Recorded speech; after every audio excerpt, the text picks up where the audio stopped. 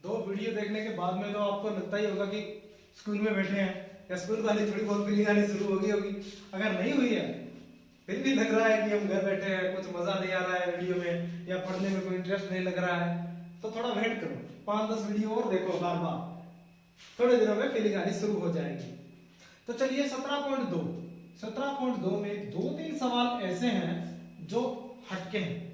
उन सवालों को पढ़ने के लिए या फिर उन सवालों को हल करने के लिए हमें कुछ और सीखना है पहले, तो वो चीज सीखते हैं। सबसे पहले हमें पिछली क्लास से यानी कक्षा 8 से एक चर वाली समीकरण पढ़नी है। समीकरण कुछ बच्चों को याद होगी और कुछ को याद भी नहीं होगी ये क्या चीज थी समीकरण। और इसके बाद हमें एक नई चीज सीखनी है जो 10वीं में ही है, दो चर वाली समीकरण ये हमें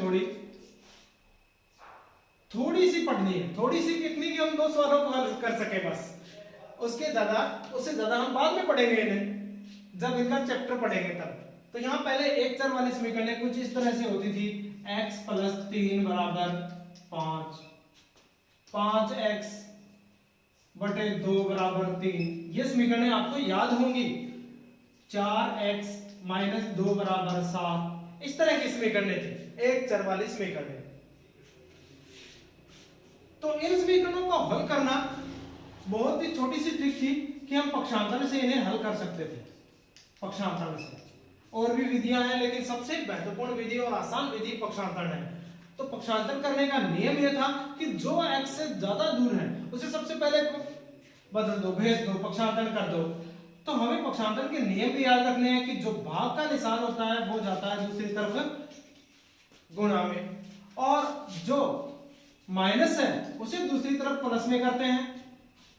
इसी तरह से इनका उल्टा है, अगर यहां गुणा है तो दूसरी तरफ भेजते वक्त प्लस भाग, और अगर यहां जोड़ है तो दूसरी तरफ माइनस। बस जैसे हम इसको लेते हैं, सबसे पहले अगर इस समीकरण को हल करें तो जो 3 है उसे दूसरी तरफ भेजेंगे तो x = 3 5 - 3 यानी x का मान होगा 2। और यही होता है समीकरणों का हल करना, यानी जो चर का मान है यानी जो चर संख्या है वो निकालना कि क्या होगा उसकी जगह। तो हमने समीकरण को हल कर दिया। अब इसमें देखते हैं कि जो 2 भाग में है वो जाएगा गुणा में।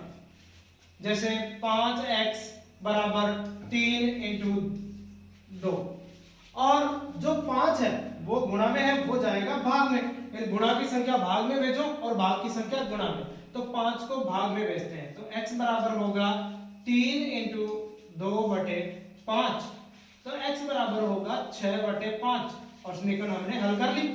तो इसी तरह से एक चर वाली समीकरण बहुत ही आसान थी, कक्षा 7 में भी पढ़ी है हमने, कक्षा 8 में भी पढ़ी है, और कईयों ने तो लास्ट ईयर कक्षा 9 में भी पढ़ी है इसे। तो इतना पढ़ने के बाद भी अगर आपको अभी भी याद नहीं आ रही है तो एक और कर लेते हैं। चलो एक और पढ़ी है हमारे पास में, इसे भी करते हैं। -2 है वो हम भेजेंगे पक्षांतर के माध्यम से, तो जाएगा प्लस में। तो 4x = 7 + 2। अब 4 की बारी, जो x के जितना पास है उसे उतना लेट भेजेंगे। तो 4 की बारी 4 को भेजेंगे तो x बराबर होगा 7 + 2, और 4 गुणा में है जाएगा भाग में, तो x बराबर होगा 9/4। भाग जाता है तो दे दो, वरना ऐसे ही रहने दो। तो इस तरह से हम एक चर वाली समीकरण हल कर सकते हैं। नहीं समझ में आया तो वीडियो को रिवाइंड करो और आराम से दोबारा देखो बैठकर। अब बात करते हैं दो चर वाली समीकरण जो हमारे 2 सवालों में है 17.2 के। तो उन्हें भी थोड़ा याद करते हैं कि किस तरह से हल करते थे, क्योंकि काफी दिनों से लॉकडाउन ने आपको भटका दिया होगा, आपका दिमाग भी हिल गया होगा, थोड़ा भूल गए होंगे। तो वो चीजें अब दूर करते हैं, वो कमियां हैं एक प्रकार की, वो मिटा देते हैं और आपके दिमाग को फ्रेश करते हुए यादें दिलाते हैं पुरानी। 2 चर वाली समीकरण, जैसा कि नाम से ही दिख रहा है कि इसमें 2 चर होंगे, जैसे a b x y, इस तरह के 2 चर आपको देखने को मिलेंगे। चलिए एक उदाहरण लेते हैं और उन्हें हल करना सीखते हैं। यहाँ पर 2 विधियां हैं, दोनों विधियों में से एक है प्रतिस्थापन। इस विधि का नाम आपने पहले ही सुना होगा, प्रतिस्थापन, और दूसरी है विलोपन। दोनों ही विधियां बहुत काम की है। तीसरी विधि है ग्राफीय विधि, जो हम पढ़ेंगे चैप्टर 4 में, ग्राफीय विधि। ये हम यहाँ काम में नहीं ले सकते क्योंकि बहुत ही मेहनती काम है, ग्राफ बनाएंगे फिर 17.2 का सवाल है वो हल करेंगे तो डबल काम हो गया, वो नहीं।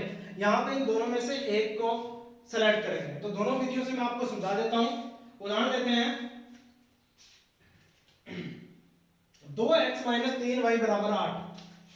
समीकरण नंबर 1, 2x माइनस 3y बराबर 8। और दूसरी है 4x माइनस 6y बराबर 9। 4x माइनस 6y बराबर 9। याद रहे कि एक चर वाले समीकरण में समीकरण भी एक ही होती है, लेकिन दो चर वाले समीकरण में आपको दी हुई भी दो समीकरणें ही मिलेगी। दो समीकरण, बिना दो समीकरण यानी बिना जोड़े के ये हल भी नहीं होती, इनका कोई अस्तित्व नहीं है। अगर आपके पास एक ही समीकरण है तो इसमें कोई काम का नहीं है, मतलब हमारे काम नहीं आएगी हल करने में। तो हमें चाहिए दो समीकरण यानी एक युग्म, दो समीकरणों का एक जोड़ा। दो नियम दिए हुए हैं। पहला नियम यह है कि 2x में से यानी x कोई संख्या है उसका दुगना और उसमें से 3y घटाएंगे तब तो 8 मिलेंगे, और वही चीज दोबारा दे दी 4x में से 6y घटाएंगे तब 9 मिलेंगे। तो इस तरह से दो बातें दी हुई होगी तभी हम इन्हें हल कर पाएंगे। तो पहली विधि से लेते हैं प्रतिस्थापन। प्रतिस्थापन में इन समीकरणों के नाम दे लेते हैं अपनी तरफ से, 1 नंबर और 2 नंबर। समीकरण 1 से, समीकरण 1 से हल करते हैं। 1 से जो है 2x माइनस 3y बराबर 8, ये है 1 नंबर, और नीचे वाली 2 नंबर है। तो 1 नंबर ले लिए हमने। 1 नंबर में हमें क्या करना है, पक्षांतरण के माध्यम से, जैसे ये वाली हल करते हैं एक चर वाली, वैसे ही हमें पक्षांतरण करना है और एक चीज बचानी है, या तो x बचा लो या y, बाकी सबको भेज दो। बहुत ही आसानी से x बचाते हैं तो 3y को सबसे पहले भेजते हैं। 2x माइनस बराबर 8 माइनस 8 प्लस 3y, तो 8 प्लस 3y, 3y को हमने भेज दिया, माइनस की थी प्लस में आ गई पक्षांतरण से। अब बच गया 2, तो x बराबर होगा 8 प्लस 3y बटे 2, क्योंकि जो संख्या गुणा में है वो आती है भाग में, और यहां हम लिख भी सकते हैं पक्षांतरण से समझने के लिए।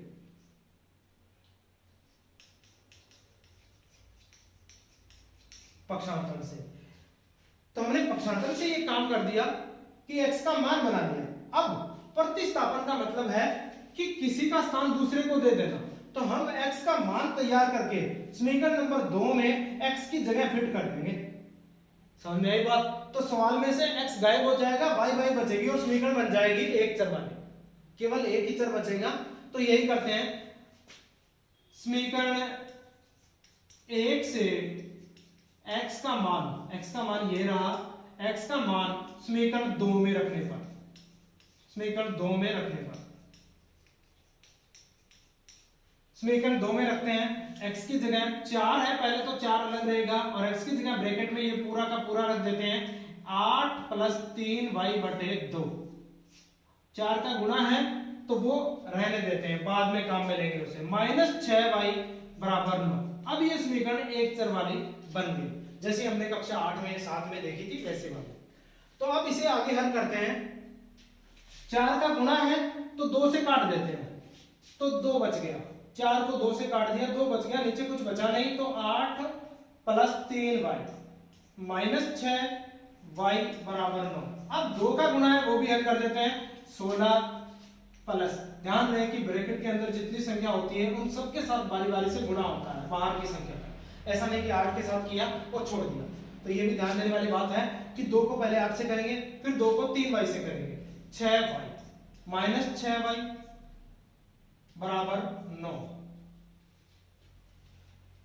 2 16 6y माइनस 6y बराबर 9। यहां 6y से 6y कट गई, यानी समीकरण का कोई हल नहीं है। यहां समीकरण का कोई हल नहीं है। इस तरह से अगर हल होता तो हमारे पास y का मान आ जाता। यहां समीकरण का कोई हल नहीं है तो हम दोबारा कोई और जोड़ा ले लेंगे जिसमें हल हो। ऐसी समीकरणें भी होती है जिनका एक जैसा हल होता है, यानी x और y सेम होते हैं। ऐसी समीकरणें भी होती हैं जिनमें x और y के मान अनंत होते हैं या अलग अलग कितने भी हो सकते हैं। और ऐसी बस ये तीन ही प्रकार की समीकरणें लगभग होती हैं। यहाँ समीकरण का कोई हल नहीं है, लेकिन होता तो जैसे मतलब मान लेते हैं यहाँ 7y आ जाता तो एक y बच जाती और फिर बाकी सबका पक्षांतरण करके हम y का मान निकाल लेते हैं, जैसे एक चर वाली में करते हैं। चलिए एक और उदाहरण लेते हैं और दूसरी विधि को समझते हैं।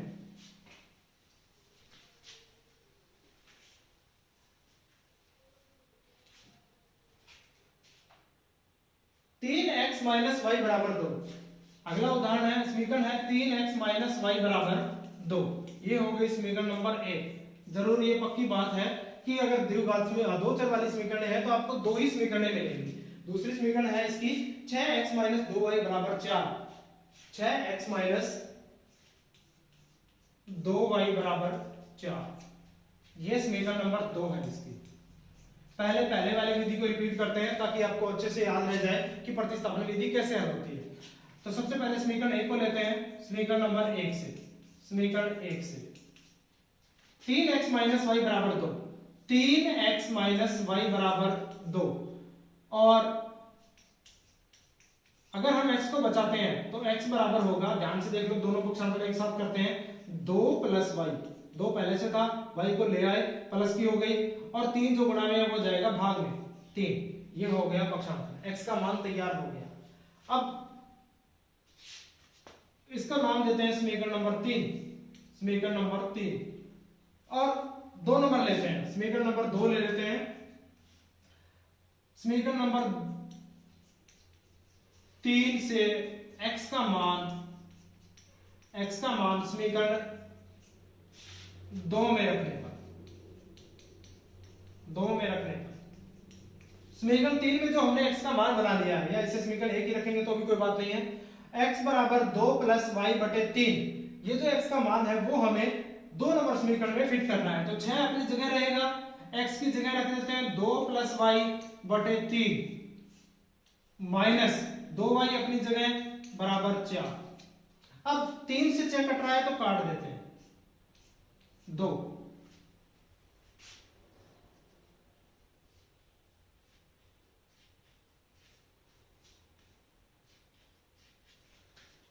2 से इंटू करते हैं, 2 दूनी 4 प्लस 2y माइनस 2y बराबर 4।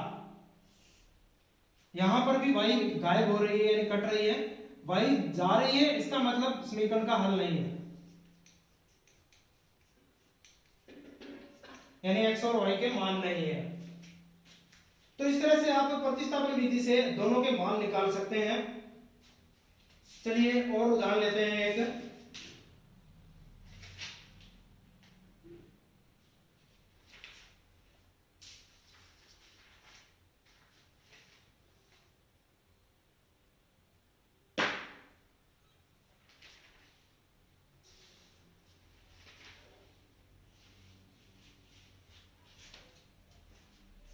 एक और नया उदाहरण लेते हैं। समीकरण नंबर 1 है x प्लस वाई बराबर 3। समीकरण नंबर 2 है 3x माइनस 2y बराबर 4। 3x माइनस 2y बराबर 4। 3x माइनस 2y बराबर 4। ये दोनों समीकरण हैं, समीकरण नंबर 1, समीकरण नंबर 2। इस सवाल में फिर से आप इनमें से कोई भी समीकरण ले सकते हैं यहां पर हल करने के लिए, यानी इसके जैसे हमें किसी एक का मान याद करना है या y का भी बना सकते हैं। चलो मैं इस बार y का बना रहा हूं समीकरण नंबर 1 से। समीकरण नंबर 1 से अगर आप x का मान बनाते हैं तो वो बनेगा x बराबर 3 माइनस वाई, पक्षांतरण करने के बाद में y का पक्षांतरण कर दिया, x का मान बना 3 माइनस वाई, या फिर y बराबर 3 माइनस x। दोनों मान हमने बना लिए, एक बनाना है हमने दोनों बना लिए, इनमें से कोई भी काम में ले सकते हैं। तो समीकरण नंबर 1 से x का मान समीकरण 2 में रखने पर समीकरण 2 में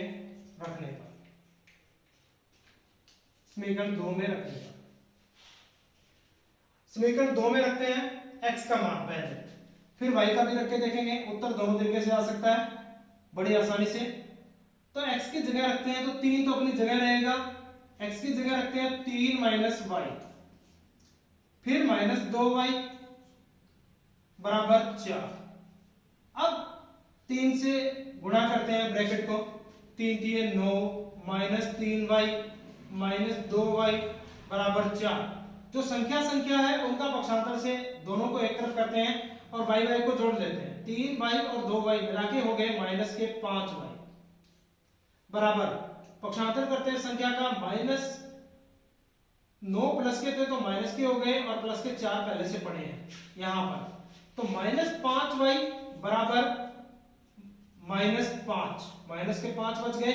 और इसका मतलब y का मान निकाले तो y बराबर होगा, y बराबर माइनस 5y बराबर माइनस 5 यानी माइनस से माइनस गया और y पे 5 का पक्षांतर करें तो y बराबर होगा 1, यानी 5 में 5 का भाग देंगे तो 1।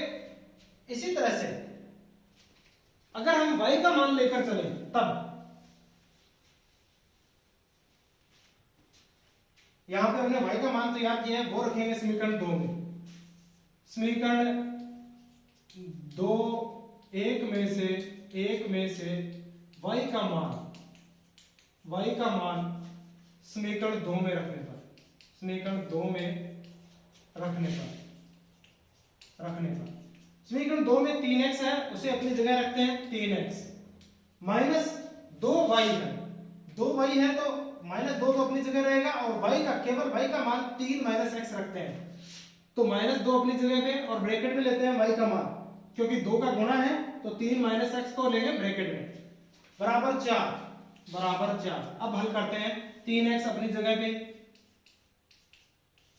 3x अपनी जगह पे और माइनस 2 इंटू 3 यानी माइनस के 6 और माइनस के 2 into x minus minus plus और माइनस के 2 को x से किया 2x बराबर 4। तो अब 3x माइनस 6 प्लस 2x बराबर 4। संख्या एक तरफ करते हैं, x को जोड़ देते हैं, 3 और 2 5x बराबर माइनस के 6 दूसरी तरफ गए 4 प्लस 6 हो गए 5x बराबर 10। ये एक तरफ वाली समीकरण आपने बहुत सारी की होगी, नहीं की है तो और उनकी उदाहरण करो पहले वाले किताबों से जो आपके पास है, उनमें से कक्षा 8 में 7 में सब में मिलेगी आपको। तो 5x बराबर 10 और x बराबर जो 5 है उसका पक्षांतर कर दो 10/5 बराबर 2, x बराबर 2, x का मान 2 आ गया। अब हमने पिछली बार y का मान निकाला था 1 आया था, और अब अगर हम ऐसे करते हैं तो y का मान कैसे निकालें। अब जो x का मान आया है 2 वो या तो यहां पर y के मान में रख दो वापस, x बराबर 2 समीकरण 1 में यहां लिखते हैं, समीकरण 1 में x का मान रखने पर, x का मान रखने पर समीकरण 1 में अगर x का मान रखते हैं तो हमारे पास है समीकरण 1 का एक रूप है हमारे पास में, y बराबर 3 माइनस x, y बराबर 3 माइनस x और ये होगा y बराबर 3 माइनस x का मान है 2 तो 2 रख दो, y बराबर 1, वही पहले आया था वही अब, यानी हम इसे कैसे भी कर सकते हैं, x का मान स्थापन करके y का मान स्थापन करके। तो ऐसे ही कुछ और उदाहरण आपको मिल जाएंगे, वो आपको प्रतिस्थापन विधि से कम अपने हाथ से 10 उदाहरण करोगे इस वीडियो को फॉलो करते हुए या जो मैंने स्टेप किए हैं उन्हें फॉलो करते हुए, तो बड़ी आसानी से आप सीख सकते हो इसे। चलिए इसी सवाल को हम विलोपन विधि से हल करते हैं।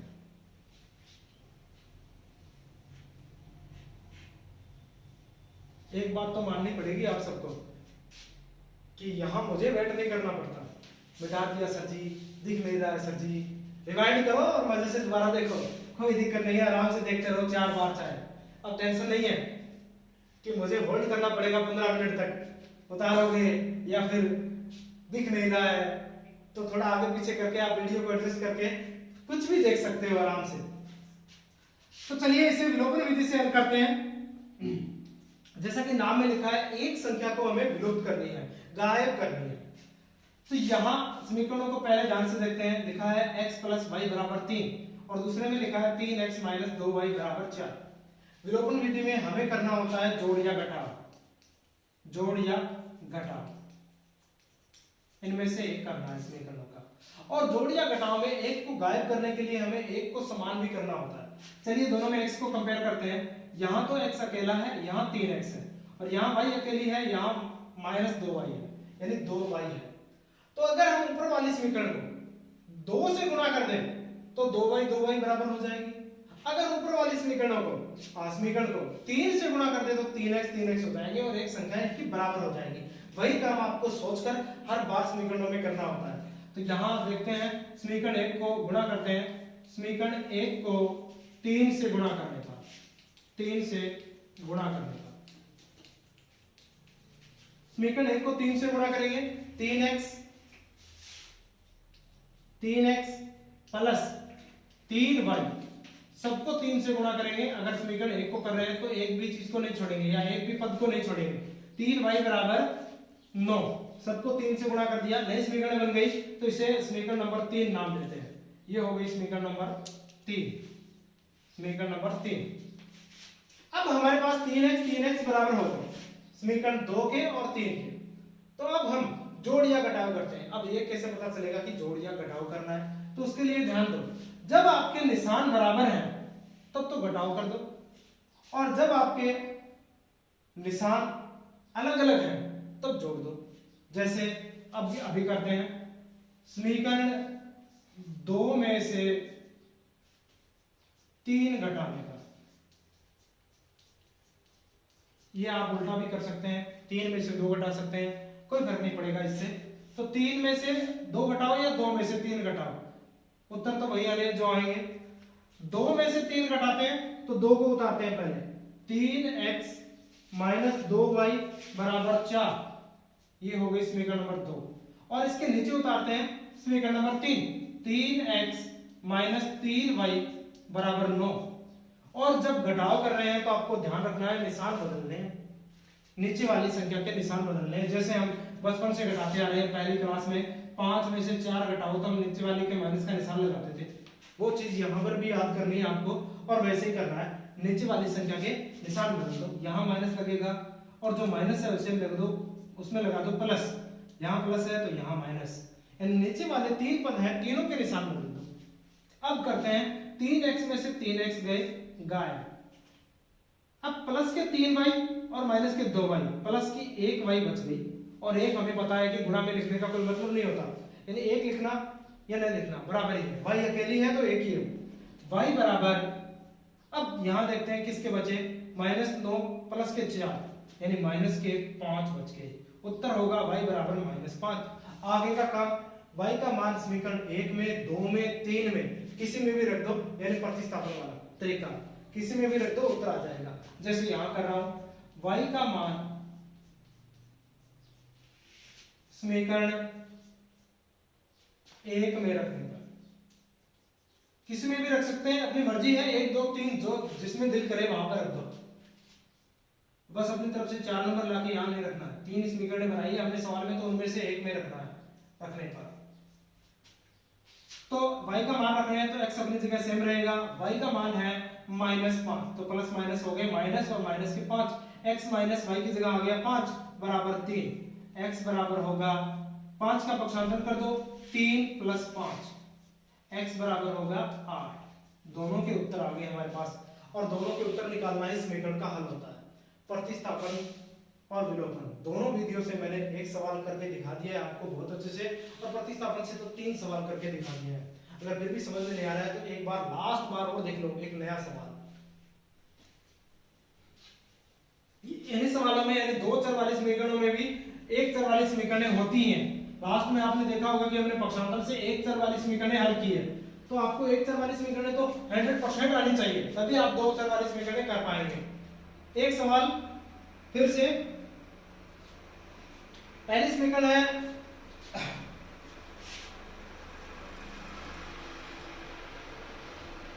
3x प्लस y बराबर 2। समीकरण नंबर 1 3x प्लस y बराबर 2, ये है समीकरण नंबर 1। इसकी दूसरी समीकरण है 2x माइनस 3y बराबर 5, 2x माइनस 3y बराबर 5, ये है समीकरण नंबर 2। 2 समीकरण है हमारे पास, पहला विधि दूसरी विधि सबसे करेंगे। तो पहली विधि में हमें समीकरण 1 को लेना है या 2 को, इनमें से एक समीकरण को अपनी मर्जी से सिलेक्ट करना है, तो हम यहां ले लेते हैं समीकरण 1 को। समीकरण 1 से, समीकरण 1 से 1 को उतारो अच्छे से दोबारा, 3x प्लस y बराबर 2। इनमें से किसी एक को अपनी मर्जी से चुनो और उसका मान बना लो पक्षांतर से। तो y का मान बनाते हैं, y बराबर होगा 2 माइनस 3x। y का मान बना लिया हमने, y बराबर 2 माइनस 3x, क्योंकि 3x का पक्षांतर करेंगे माइनस में आ जाएगा। अब बारी है कि y का मान समीकरण 2 में रखने के लिए। y का मान समीकरण 2 में रखने पर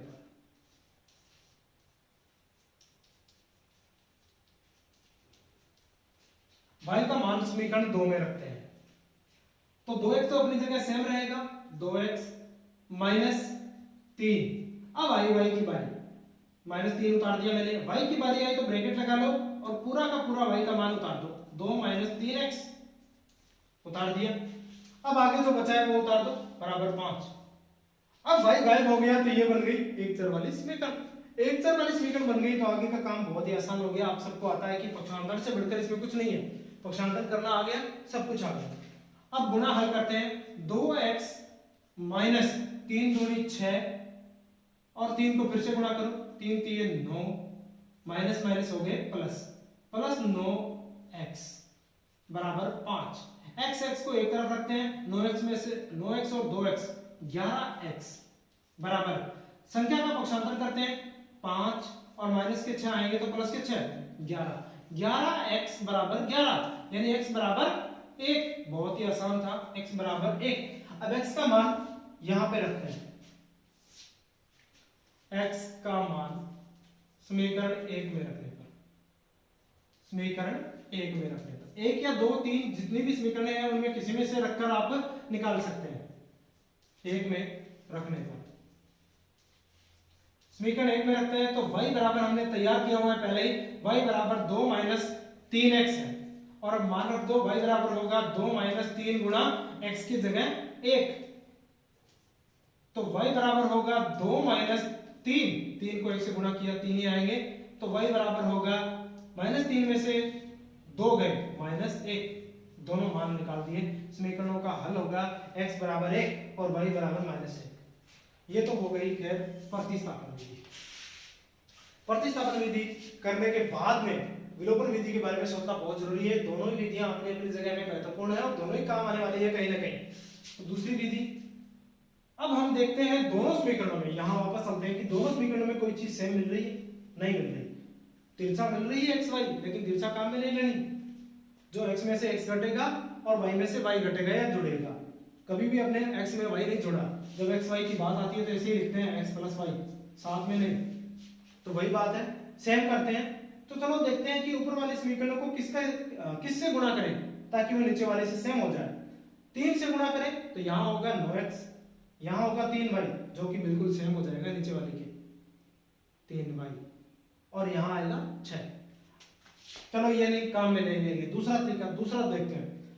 अगर हम x को सेम करना चाहते हैं तो यहाँ 2 से गुणा करते हैं, 2 से गुणा करेंगे तो 6x और इस समीकरण को भी गुणा करना पड़ेगा 3 से, 3 दूनी 6x, यानी 6 पर जाकर दोनों सेम हो जाएंगे। वो आपकी मर्जी है, किसको किससे गुणा करके आप सेम करो, लेकिन सेम करने के 2-3 तरीके आपको आसानी से मिल जाएंगे। तो हम यहाँ लिखते हैं समीकरण 1 को y को बराबर करें तो 3 से गुणा करने पर, 3 से गुणा करने पर पूरी समीकरण को 3 से गुणा कर दो। सबसे पहले होगा 9x प्लस 3y बराबर 6, पूरी समीकरण को, समीकरण को नया नाम दे दो, समीकरण नंबर 3। अब चलो देख लेते हैं घटाओ या जोड़ करना है। ध्यान रहे जब चिन्ह समान हो, चिन्ह समान हो तब तो घटाओ, जब चिन्ह अलग अलग हो